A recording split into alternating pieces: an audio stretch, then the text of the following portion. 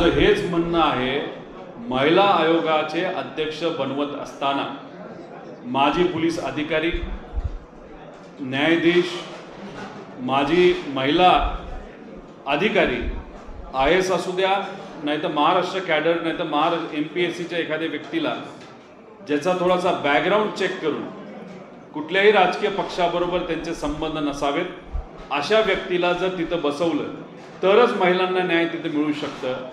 नजीकच्या काळामध्ये खास करून गेल्या 10 वर्षामध्ये आपण जर बघितलं तर तिथे असणारे जे अध्यक्ष आहेत,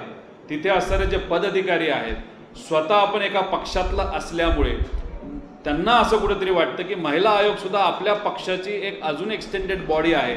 आणि त्या महिला आयोगाला पक्षाचंच एक डिपार्टमेंट असल्यासारखं जर कोणी चालवत असेल तर ते योग्य ठरणार नाही। त्यामुळे या अधिवेशनामध्ये आम्ही मुद्दा मांडणार आहोत की तिथं सिलेक्टिव्ह,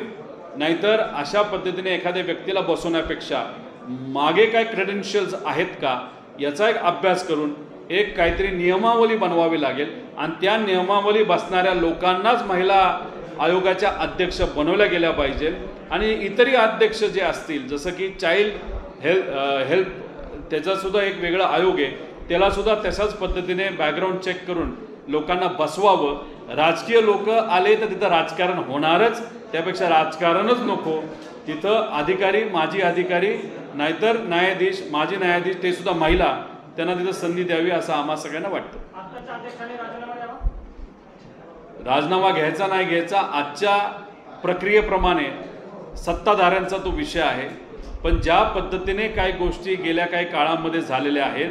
जिथं खऱ्या अर्थाने भूमिका घ्यायची जरूरत होती तिथं अध्यक्षांनी दुर्दैवाने भूमिका घेतली नाही, पक्षाची भूमिका पहिली बघितली। हे सगळं बघितल्यानंतर आणि मीडियाच्या माध्यमातून लोकांचं जनहित आणि जनमत जर बघितलं तर आजच्या अध्यक्षांनी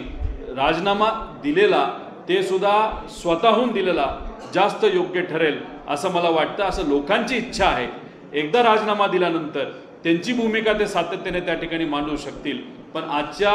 क्रिटिकल आणि थोडंसं इमोशनल परिस्थितीमध्ये लोकांचं ऐकावं असं आम्हा सगळ्यांना त्या ठिकाणी वाटतं।